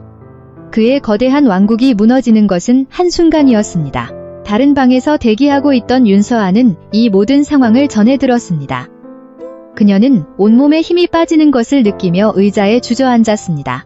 절체절명의 위기 속에서 자신을 구해준 것은 한 번도 예상하지 못했던 인물 강도진 대표였습니다. 그녀는 유리창 너머 회의실에 서 있는 그의 뒷모습을 바라보았습니다. 그의 듬직한 어깨가 그 어떤 방패보다도 든든하게 느껴졌습니다. 전세는 이제 완전히 역전되었습니다. 긴급 임원 회의가 남긴 파장은 컸습니다. 최태석 전무는 즉시 모든 직위에서 해제되었고 사내 감사팀의 강도 높은 조사를 받기 위해 대기 발령 상태에 놓였습니다. 윤서아는 산업 스파이라는 최악의 누명은 벗었지만 그녀의 이름은 여전히 회사 전체에 뜨거운 감자로 떠올랐습니다. 그녀가 복도를 지날 때마다 직원들은 경외와 호기심이 뒤섞인 눈빛으로 힐끗거렸고 수군거렸습니다. 그녀는 하룻밤 사이에 비련의 여주인공에서 일생일대의 사건의 중심인물로 입장이 바뀌어 있었습니다. 하지만 강도진과 윤서아는 이것이 끝이 아니라는 것을 누구보다 잘 알고 있었습니다. 최 전무를 한순간에 넉아웃시킨 강도진의 통솔력은 직원들에게는 통쾌했을지 모르지만 수십 년에 걸쳐 사내에 뿌리내린 그의 권력은 그렇게 쉽게 뽑히는 것이 아니었습니다. 이사회에는 여전히 최 전무의 수족들이 남아있었고 그는 자신의 변호인단을 통해 강도진의 조치가 절차적 정당성을 잃었다며 반격을 준비하고 있었습니다. 다음 주에 열릴 긴급 이사회에서 최 전무의 비리를 완벽하게 입증하지 못하면 오히려 강도진이 월권 행위로 역풍을 맞을 수도 있는 상황이었습니다. 그날 밤 회사에 남아 야근을 하던 서아에게 한 통의 메시지가 도착했습니다. 발신자는 강도진 대표였습니다. 지금 꼭대기 층 집무실로 와주시겠습니까? 메시지는 짧고 간결했습니다. 서아는 심장이 내려앉는 듯한 기분을 느끼며 자리에서 일어났습니다. 최고층에 위치한 대표이사 집무실은 일반 직원은 함부로 범접할 수 없는 성역 같은 공간이었습니다. 그녀는 이것이 단순한 업무 지시가 아님을 직감했습니다. 아무도 없는 복도를 지나 전용 엘리베이터를 타고 최고층에 도착하자 강도진은 창밖의 야경을 바라보며 그녀를 기다리고 있었습니다. 그의 앞에는 복잡한 서류 뭉치와 2대의 노트북이 놓여 있었습니다. 그는 평소에 냉철한 대표이사가 아니라 거대한 전투를 앞둔 야전사령관 같았습니다. 와줘서 고맙습니다, 윤 팀장. 앉으시죠. 그의 목소리는 낮고 진지했습니다. 그는 더 이상 불필요한 서론을 늘어놓지 않고 바로 본론으로 들어갔습니다. 이사회까지 우리에게 남은 시간은 정확히 72시간입니다. 그 안에 우리는 최태석이 단순한 중상모략자가 아니라 회사를 좀먹는 부패의 근원이라는 것을 증명해야 합니다. 그는 자신이 확보한 외부 회계법인의 감사 자료와 내부 감사팀의 보고서를 그녀 앞에 내밀었습니다. 그것은 최 전무의 거대한 비자금 조성 네트워크와 횡령 정황을 보여주는 방대한 자료였습니다. 이것이 제가 가진 패입니다. 하지만 이것만으로는 부족합니다. 최 전무는 이 모든 것을 꼬리 자르기로 부하 직원들의 책임으로 돌리며 빠져나갈 겁니다. 그는 서아를 똑바로 응시하며 말했습니다. 저는 최 전무가 무슨 짓을 했는지는 압니다. 하지만 윤 팀장님은 그가 왜, 어떻게 그 짓을 했는지를 알고 계시겠죠. 이제 윤 팀장님의 패를 보여주실 차례입니다. 그 순간 두 사람 사이에 존재하던 보이지 않는 벽이 허물어졌습니다. 그들은 더 이상 대표이사와 팀장이 아니었습니다. 공동의 적을 앞둔 유일한 전우였습니다. 서아는 잠시 망설였지만 이내 자신의 노트북을 열어 이진우와 함께 찾아낸 증거들을 화면에 띄웠습니다. 조작되지 않은 원본, 서버 로그, 미래소프트와 최 전무의 친인척 관계, 그리고 부풀려진 개발비가 흘러들어간 차명 계좌의 내역까지. 그녀의 증거들은 강도진의 거시적인 감사 자료 사이의 공백이었던 퍼즐 조각들을 완벽하게 메워주었습니다. 강도진은 그녀가 보여주는 자료들을 보며 감탄을 금치 못했습니다. 훌륭합니다. 이 정도의 정보를 어떻게... 그는 말을 멈췄습니다. 그녀가 얼마나 큰 위험을 무릅썼는지 짐작할 수 있었기 때문입니다. 이제 두 개의 독립적인 조사는 하나의 거대한 진실로 통합되었습니다. 그날 밤부터 72시간 동안 대표이사 집무실은 그들의 비밀작전 통제실이 되었습니다. 서아는 방대한 데이터를 엮어 최 전무의 범죄 연대기를 재구성하는 역할을 맡았습니다. 그녀의 손끝에서 수만 개의 데이터 조각들은 하나의 장대한 서사시로 재탄생했습니다. 오로라 프로젝트의 시작부터 결함 발견, 은폐 시도, 자금 횡령, 그리고 그녀에게 누명을 씌우기까지의 모든 과정이 타임라인별로 명확하게 정리되었습니다. 이진우는 원격으로 그들의 작업을 지원하며 필요한 추가 디지털 포렌식 증거들을 실시간으로 확보해 주었습니다. 강도진은 이사회 구성원들, 즉 청중의 성향을 분석하고 그들을 설득하기 위한 가장 효과적인 전략을 구상했습니다.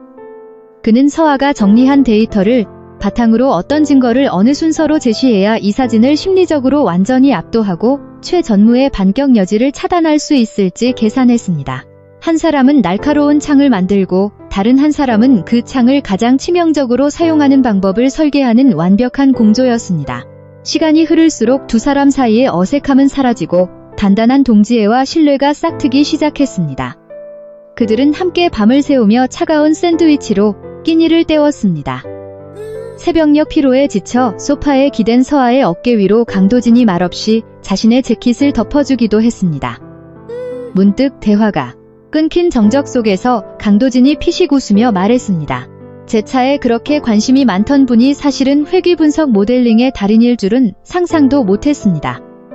그의 뜬금없는 농담에 서아의 얼굴이 붉어졌습니다. 그녀도 지지 않고 받아쳤습니다. 그렇게 지루해 하시던 분이 제가 와인을 쏟았을 때 셔츠 브랜드까지 정확히 기억하고 계실 줄은 저도 몰랐네요. 두 사람은 동시에 웃음을 터뜨렸습니다. 맞선 자리에서의 끔찍했던 기억이 이제는 두 사람만이 공유하는 비밀스러운 농담이 되어 있었습니다. 그 짧은 웃음의 순간은 며칠간의 피로를 씻어내 주었고 그들의 유대를 더욱 단단하게 만들었습니다. 이사회 발표를 불과 몇 시간 앞두고 그들은 최종 리허설을 하던 중 작은 난관에 부딪혔습니다. 모든 증거가 완벽했지만 최 전무가 미래소프트의 대표인 처남에게 모든 책임을 전가하고 자신은 몰랐다고 발뺌할 경우 그것을 완전히 봉쇄할 결정타가 부족했습니다. 횡령한 돈이 최 전무 개인의 주머니로 들어갔다는 직접적인 물증이 필요했습니다. 그때 강도진의 머릿속에 과거에 스쳐 지나갔던 정보 하나가 떠올랐습니다. 최 전무의 인사기록에 적혀있던 그의 취미생활. 미술품 수집. 그는 즉시 서아에게 미래소프트의 자금 인출 내역 중 해외 갤러리나 경매 회사로 송금된 기록이 없는지 확인해달라고 요청했습니다. 서아와 진우의 현란한 타이핑 끝에 그들은 마침내 파리의 어느 고급 갤러리로 거액의 유로화가 송금된 기록을 찾아냈습니다. 문제는 그 돈으로 누가 무엇을 샀는지 밝혀내는 것이었습니다. 강도진은 자신의 인맥을 총동원했습니다. 그는 유럽 재계 지인들에게 연락을 취해 해당 갤러리의 비공개 경매 기록을 입수했습니다. 그리고 마침내 찾아냈습니다.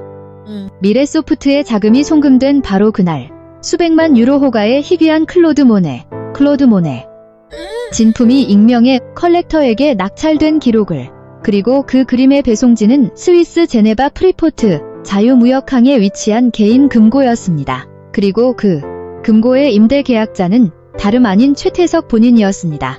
마지막 퍼즐 조각이 맞춰졌습니다.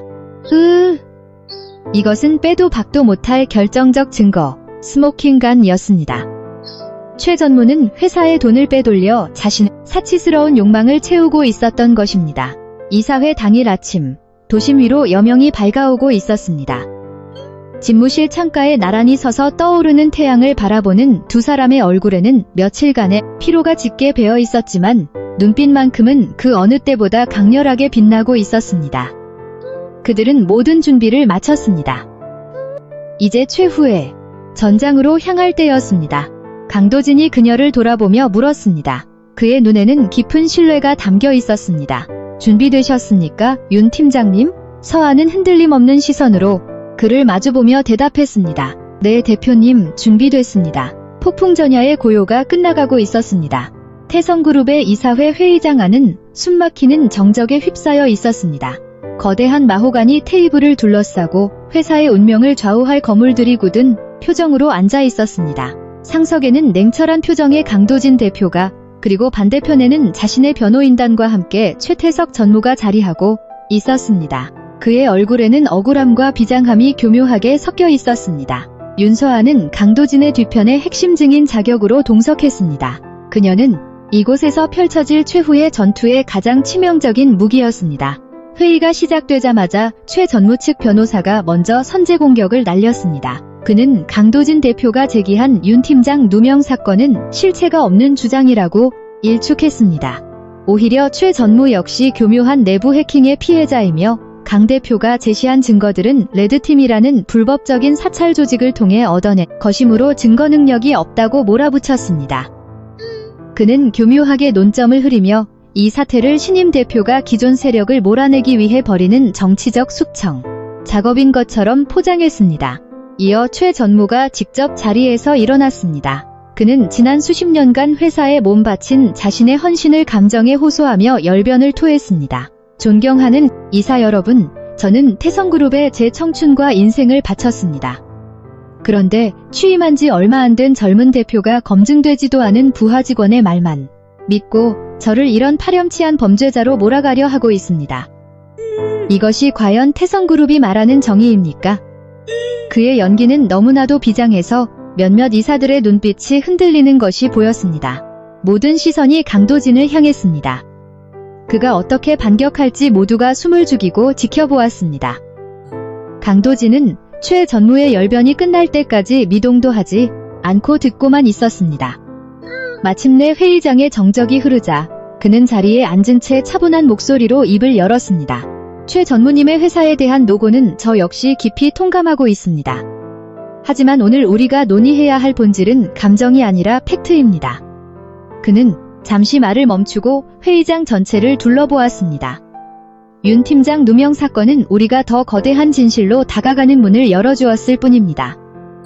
오늘 이 자리에서 우리가 진짜 논의해야 할 안건은 바로 지난 수년간 최 전무님이 총괄해온 오로라 프로젝트의 투명성과 그의 재무적 청렴성에 관한 것입니다. 그의 말에 최 전무의 얼굴이 일순간 굳어졌습니다. 그는 강도진이 전혀 다른 방향에서 공격해올 것이라고는 예상하지 못했던 것입니다.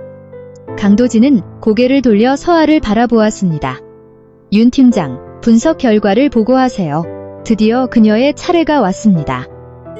서아는 떨리는 마음을 진정시키고 단상으로 걸어 나갔습니다. 그녀가 단상에 서자 모든 이사의 시선이 그녀에게 집중되었습니다. 하지만 그녀의 눈에는 더 이상 두려움이 없었습니다.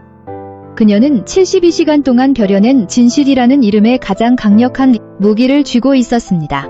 그녀의 발표는 차분하고 논리적이었으며 감정을 철저히 배제한 채 진행되었습니다. 제가 지금부터 보여드릴 자료는 지난 3개월간 오로라 프로젝트 시뮬레이션 과정에서 수집된 원본 로그 데이터와 이사회에 보고된 데이터의 비교 분석 결과입니다. 그녀는 첫 번째 슬라이드를 띄웠습니다. 화면에는 두 개의 극명하게 대비되는 그래프가 나타났습니다. 하나는 수많은 오류와 데이터 유실을 나타내는 원본 데이터였고, 다른 하나는 완벽한 성공을 보여주는 조작된 데이터였습니다. 그녀는 계속해서 조작이 이루어진 정확한 코드라인과 그로 인해 은폐된 시스템의 치명적 결함에 대해 기술적으로 명쾌하게 설명해 나갔습니다. 이사들이 술렁이기 시작했습니다. 그녀의 발표는 단순한 의혹 제기가 아니라 누구도 반박할 수 없는 팩트의 나열이었습니다.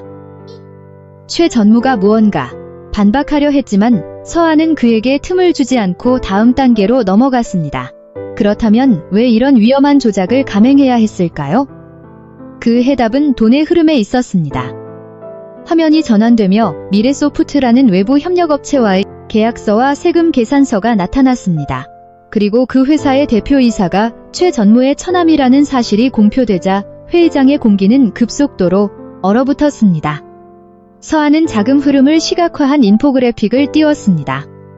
태성그룹에서 빠져나간 수백억 원의 자금이 미래소프트를 거쳐 여러 페이퍼 컴퍼니에서 자금 세탁 과정을 거친 뒤 감쪽같이 증발하는 과정이 한눈에 들어왔습니다. 그녀가 작성한 마인드맵에는 최 전무의 비리, 네트워크에 연루된 다른 임원 몇 명의 이름까지 희미하게 적혀 있었습니다. 해당 임원들의 얼굴이 사색이 되었습니다.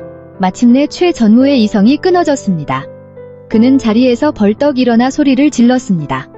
거짓말이야. 전부 조작된 자료라고.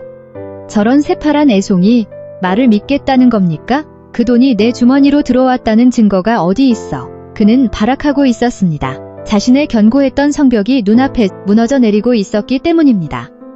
그는 서하를 손가락질하며 그녀가 개인적인 원한으로 자신을 모함하고 있다고 주장했습니다. 모든 이사가 혼란에 빠진 그 순간 강도진이 조용히 자리에서 일어났습니다. 그는 최 전무를 향해 낮게 물었습니다. 정말 증거가 없다고 생각하십니까, 전무님? 그는 프레젠터 리모컨을 눌러 마지막 슬라이드를 화면에 띄웠습니다. 화면에 나타난 것은 눈이 부시도록 아름다운 클로드 모네의 명화였습니다. 그리고 그 사진 아래에는 두 개의 문서가 나란히 배치되어 있었습니다.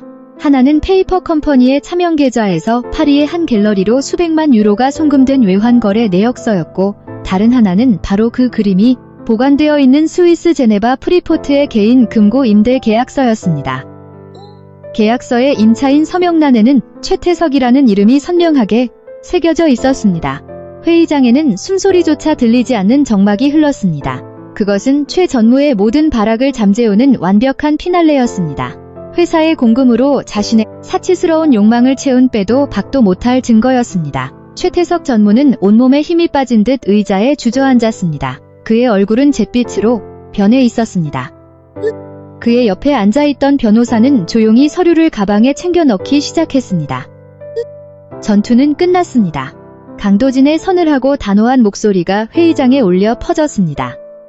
지금부터 최태석 전무의 해임 및 업무상 배임 횡령 혐의에 대한 형사 고발 절차 개시를 위한 표결을 진행하겠습니다. 그는 불과 조금 전까지 최 전무의 편에 서서 자신을 비난하던 이사들을 한 명 한 명 응시했습니다. 그들 중 감히 그의 눈을 마주치려는 사람은 아무도 없었습니다. 표결은 신속하게 그리고 만장일치로 가결되었습니다. 회의가 끝나고 보안 요원들이 들어와 넋이 나간 최태석을 회의장 밖으로 끌고 나갔습니다. 이사들은 뿔뿔이 흩어지며 경외와 공포가 섞인 눈빛으로 단상에 서 있는 윤서아를 힐끗거렸습니다. 모든 긴장이 풀린 서아는 다리에 힘이 풀리는 것을 느끼며 단상에 몸을 기댔습니다. 그때 강도진이 그녀에게 다가왔습니다. 그는 수고했다거나 고맙다는 뻔한 인사말은 건네지 않았습니다. 대신 그는 깊은 이해와 신뢰가 담긴 눈빛으로 그녀를 응시하며 조용히 말했습니다. 가시죠. 이제 다 끝났습니다. 그들의 길고 길었던 싸움이 마침내 완벽한 승리로 막을 내리는 순간이었습니다. 이사회에서의 폭풍이 휩쓸고 지나간 후 태성그룹은 거대한 후폭풍에 휩싸였습니다. 최태석의 해임과 형사고발은 시작에 불과했습니다. 강도진은 이 기회를 놓치지 않고 수십 년간 사내의 따리를 틀고 있던 부패의 사슬을 완전히 끊어내기 위한 대대적인 인적 쇄신에 착수했습니다. 그의 지휘 아래 감사팀은 최전무의 네트워크에 연루된 모든 인물을 색출해냈고 그들은 예외 없이 짐을 싸서 회사를 떠나야만 했습니다. 그 과정은 뼈를 깎는 고통이었지만 골마 터진 환부를 도려내기 위해서는 반드시 필요한 수술이었습니다. 조직이 혼란스러운 가운데 강도진은 전 임직원을 대상으로 한 타운홀 미팅을 소집했습니다. 그는 투명하고 단호하게 현재 회사가 처한 상황과 앞으로 나아갈 방향에 대해 설명했습니다. 그의 연설은 직원들에게 불안감이 아닌 새로운 희망과 비전을 심어주었습니다. 그리고 연설의 마지막에 그는 모두가 궁금해하던 오로라 프로젝트에 대해 입을 열었습니다. 오로라 프로젝트는 중단되지 않습니다. 대신 우리는 과거의 실패를 뼈아픈 교훈 삼아 처음부터 다시 시작할 것입니다. 더 투명하게, 더 완벽하게. 그는 잠시 말을 멈추고 객석에 앉아있는 한 사람을 응시했습니다. 이 새로운 출발을 이끌 책임자로 저는 전략 데이터 분석팀의 윤서아 팀장을 임명합니다. 전 직원의 시선이 윤서아에게 쏠렸습니다. 그녀는 너무 놀라 자리에서 굳어버렸습니다. 강도진의 목소리가 강당 전체에 울려 퍼졌습니다. 윤서아 팀장은 누구보다 먼저 시스템의 문제를 발견했고 엄청난 외압 속에서도 전문가로서의 신념을 굽히지 않았습니다. 그녀의 통찰력과 용기야말로 우리가 새로 시작할 프로젝트에 가장 필요한 리더십입니다. 잠깐의 정적 후 객석 한쪽에서 올해와 같은 박수가 터져 나왔습니다. 서아의 팀원들이었습니다. 그들의 박수는 이내 강당 전체로 퍼져나갔습니다. 직원들은 그녀의 활약상을 소문으로만 듣고 있었지만 이제 그녀가 바로 그 정의로운 투쟁의 중심에 서 있었음을 깨달았습니다. 서아는 천천히 자리에서 일어나 직원들을 향해 깊이 고개를 숙였습니다. 이것은 그녀의 완벽한 명예회복이자 그녀의 능력이 전사적으로 인정받는 순간이었습니다. 그날 이후 윤서아는 태성그룹에서 가장 바쁜 사람이 되었습니다. 그녀는 오염된 오로라 프로젝트의 잔해 위에 프로젝트 넥사라는 새로운 이름으로 모든 것을 다시 쌓아 올려야 했습니다. 그녀는 더 이상 데이터 뒤에 숨어있는 분석가가 아니었습니다. 수백 명의 개발자와 기획자를 이끄는 섀도우 PM 프로젝트 매니저 신정한리도 되었습니다. 그녀의 첫 번째 과제는 패배감과 불신에 빠져있던 개발팀의 마음을 얻는 것이었습니다. 그녀는 직급의 권위로 그들을 억누르는 대신 압도적인 실력으로 그들을 설득했습니다.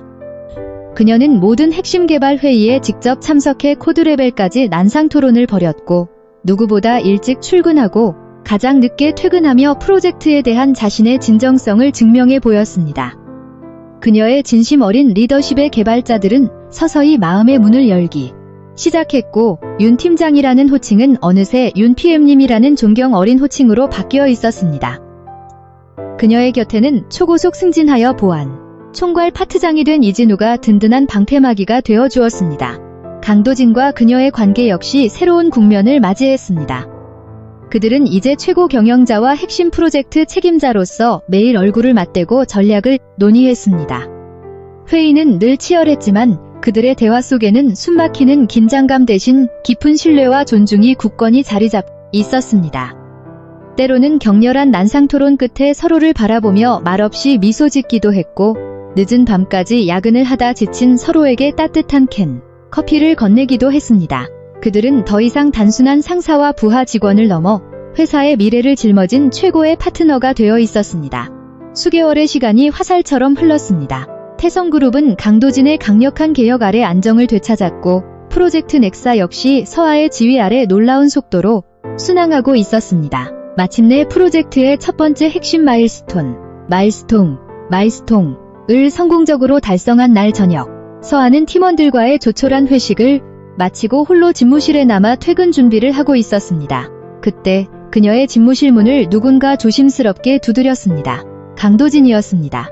오늘 정말 고생 많으셨습니다. 윤 PM님 덕분에 회사 전체가 큰 산을 하나 넘었군요. 그는 평소와 다름없는 정중한 말투로 노고를 치하했습니다.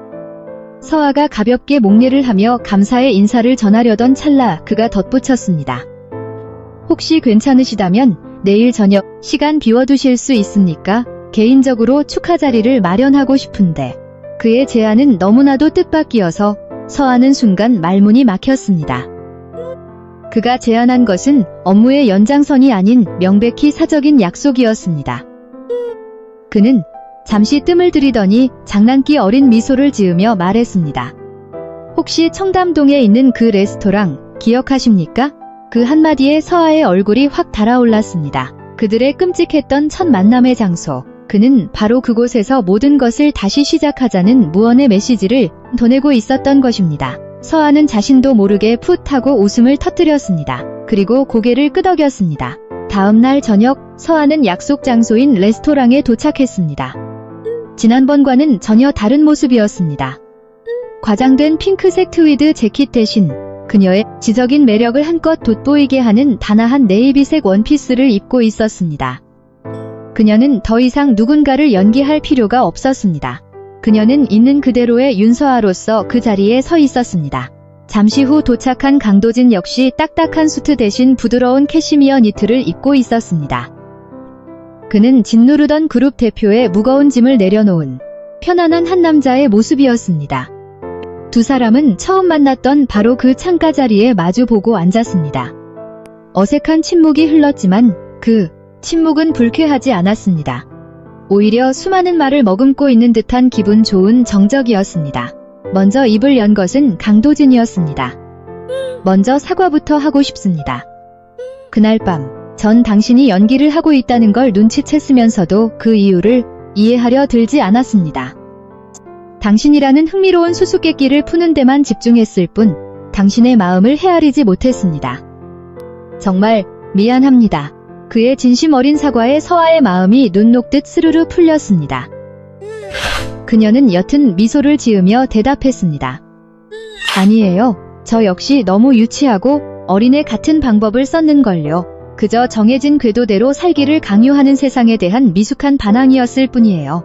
두 사람은 지난 몇 달간의 폭풍 같았던 시간들을 되돌아보며 많은 이야기를 나눴습니다. 회사에서 벌어졌던 숨막히는 암투와 서로가 서로에게 어떤 의미로 의지가 되었는지에 대해 대화가 무르익어갈 무렵 강도진은 와인잔을 내려놓고 진지하고 깊은 눈빛으로 그녀를 응시했습니다. 회사에서 저는 당신의 진짜 모습을 보았습니다. 당신의 비상한 능력과 불의에 맞서는 용기, 그리고 자신의 신념을 지키는 꼿꼿함까지. 저는 윤서아, PM님을 진심으로 존경합니다. 하지만 핑크색 트위드 재킷을 입고 저를 경악하게 만들려 했던 윤서아라는 여자에게도 깊은 호기심이 생겼습니다.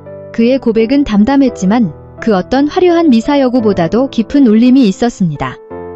그는 더 이상 그녀의 냉철한 상사가 아니었습니다. 그는 순수하게 그녀라는 사람 자체를 알고 싶어 했습니다. 그는 테이블 위로 손을 뻗어 조심스럽게 그녀의 손을 포겠습니다. 그러니까 윤서아 씨. 이제 산업 스파이 누명도, 수백억 원대 횡령 사건도 다 해결되었으니 우리 처음부터 다시 시작해보는 건 어떻겠습니까? 태성그룹 대표이사 강도진도 아니고 넥사 프로젝트 책임자 윤서아도 아닌 그저 평범한 남자 강도진과 여자 윤서아로서 그의 따뜻한 체온과 진심이 담긴 눈빛 앞에서 서아는 오랫동안 잊고 지냈던 감정이 마음 깊은 곳에서부터 몽글몽글 피어오르는 것을 느꼈습니다. 그것은 안도감이기도 했고 설렘이기도 했으며 벅찬 행복이기도 했습니다. 그녀는 더 이상 자신의 진짜 모습을 숨기거나 가짜를 연기할 필요가 없었습니다. 있는 그대로의 자신을 진심으로 이해하고 존중해주는 사람을 마침내 만나게 된 것입니다. 그녀는 환한 미소를 지으며 그 미소에 자신의 모든 진심을 담아 대답했습니다. 네, 기꺼이요.